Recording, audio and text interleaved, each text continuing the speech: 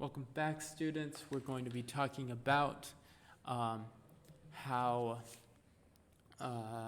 to do some of the problems that we have in the notes. I'm going to only cover a few of them. So we're going to look at some of these. Some of these, obviously, you can get a good guide by doing Desmos, okay? But clearly, the skill of doing it by hand is actually going to be quite crucial, okay? So you could do this. Sorry about this. Let's get this. Okay.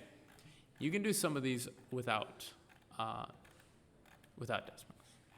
Okay. Now, the basic functions, we're not going to really talk about. That's clear in the book.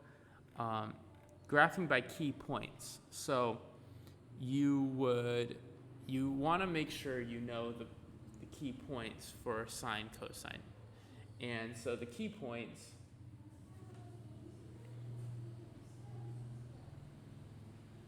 if we have the basic function,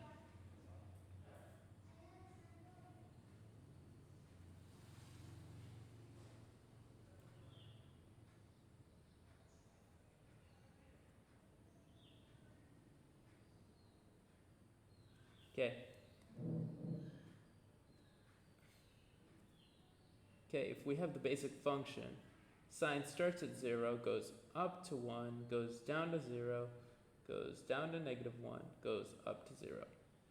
And then you draw your smooth curve through the points. Sorry. You do need to make sure that your smooth curve does not actually go too far. Okay, so this is our sine function, okay? And it will keep following this pattern. So if we went -pi/2, -pi, this would go down to -1, go up to 0, and keep going, okay? Sorry, I want to smooth this out a little bit.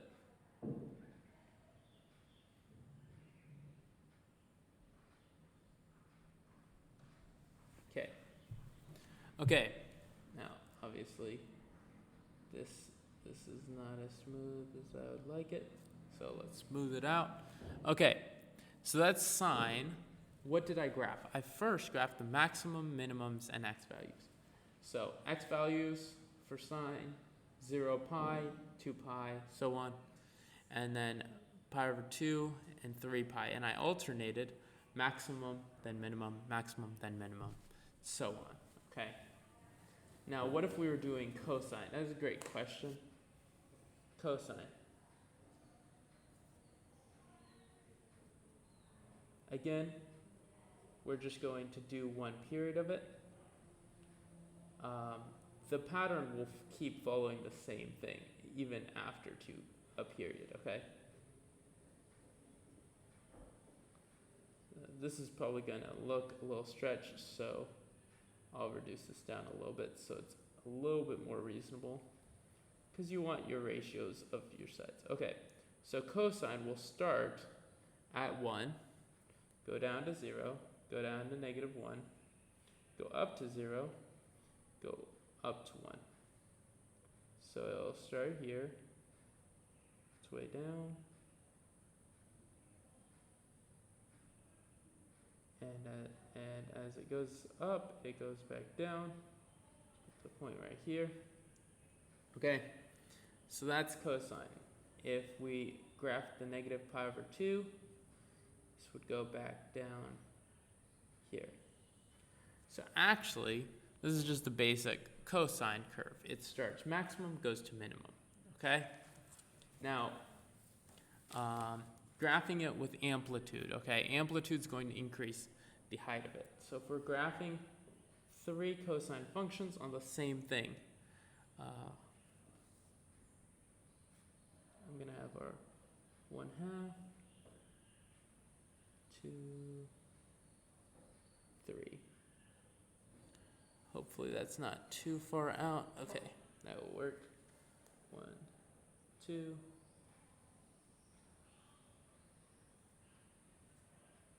3. Okay, this is pi/2. 2 pi. This is not going to look correct. It's okay. Okay. So this is 1, 2, 3. 1, 2. Okay.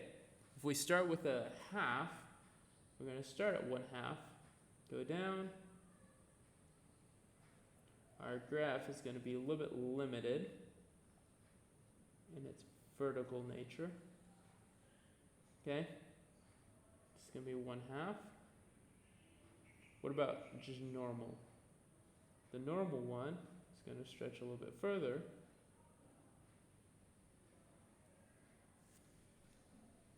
So it's going to go here. Sorry about that. Okay. So, hi, Junghan. Okay, so this is y equals cosine of x. And then the smaller one is y equals 1/2 cosine of x. And then 3 is going to be huge. We're just emphasizing the difference. So 3 is going to start here.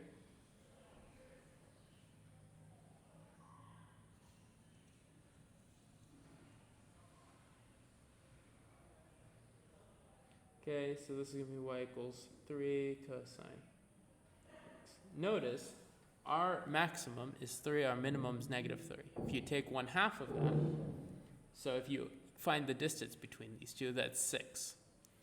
Our amplitude is going to be half the distance, which is going to be 3. So if you just take the middle, add 3, take the middle, go down by 3. That's our amplitude, okay? Okay, that's how you graph that. Now, as we keep moving, because we are not done yet, we're going to talk about sketching the graph of sine of x over 2. So first you have to find the period. So if you have if b equals 1/2, then our period is going to be 2 pi divided by 1/2, which is going to equal 4 pi. So if 4 pi is your period, and originally our period was 2 pi, then the interval that we used to have, we are just going to multiply everything. So this is our original interval. We're just going to multiply the distance by 2. So this will be pi. This will be 2 pi, 3 pi, and 4 pi. Okay? So this is the translation of what happened here. Okay? What did we do? We multiplied by 2. So this was a horizontal stretch of 2. So if you're graphing this,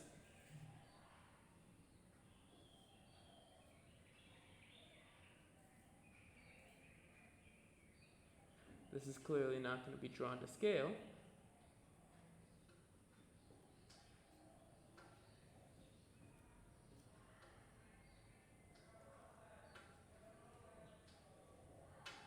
Okay, so this is sine, y equals sine of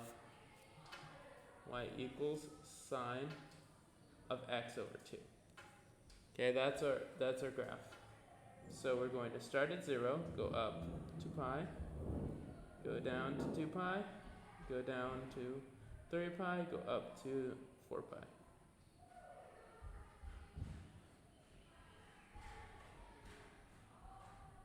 Okay? Okay, and that would be our graph, okay? If you have any questions about that, you can feel free. So translations would move us left and right. Now, what would that do? That would actually you would have to start with our basics. So our basic 5 points for sine of x is going to be 0, pi over 2, pi, 3 pi over 2, and 2 pi. And this is for sine and cosine, okay? Now for sine, our max is this one. For cosine, our max is this one. So this is for cosine, this is for sine, this is for cosine. Okay, our min for sine is this one. And for cosine, it's this one. Okay? Now, if you can remember this one, then it will help you so much, because translations will move us left and right based on our phase shift. If you can remember phase shift,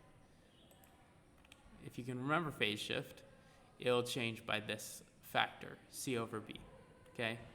Where B and C are in here, okay? So, if we have, it's a great question, if we have,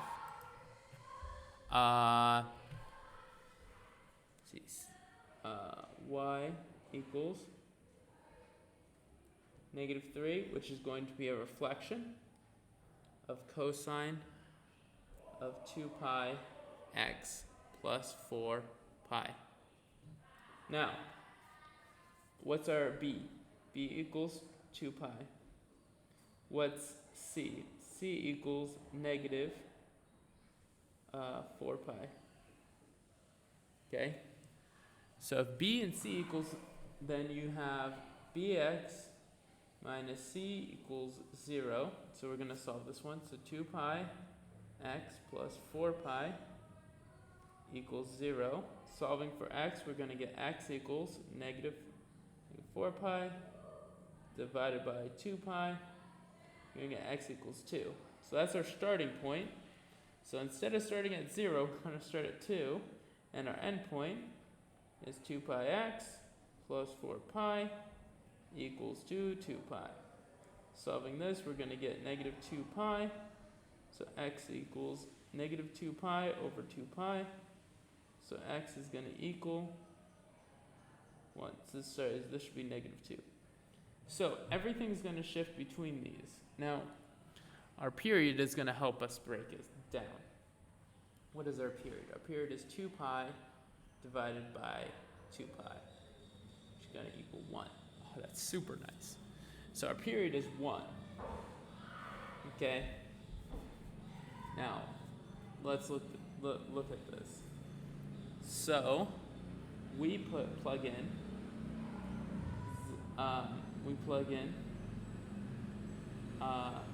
so we have negative 2 as our starting point, 1 as our finishing point.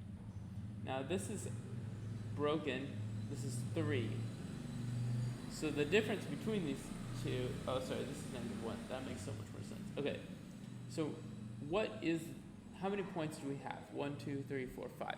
So this is actually, we're going to break this into quarters. So quarters, the distance between here, so this would be negative 1.75, negative 1.5, negative 1.25, and negative 1. Now if you look at this, if you divide this by 4, what do you get? Pi over 2. Notice we add pi over 2 each time. So you have to divide the distance between these two things by 4 and then add it each time. So the distance between this is 1. 1 divided by 4 is 1/4, so we add 1/4 each time. And it's actually going to have, the only difference is that it's going to have this amplitude of what? Negative 3. Negative 3 is just going to flip it and stretch it, okay? We can look at Desmos if you need help, okay? And finally, our biblical integration. Key term, we'll talk about this in class, but let's just look at it. Okay, namely, we're looking at Romans 1:18. Actually, you know what? We're going to do this in class. Biblical integration is going to be the part of the class, and you will be required to do an assignment on it. Okay, thank you guys so much. I will see you in class. We'll talk about some of these word problems that we need to do and the biblical integration. Okay, thank you so much. I'll see you in class.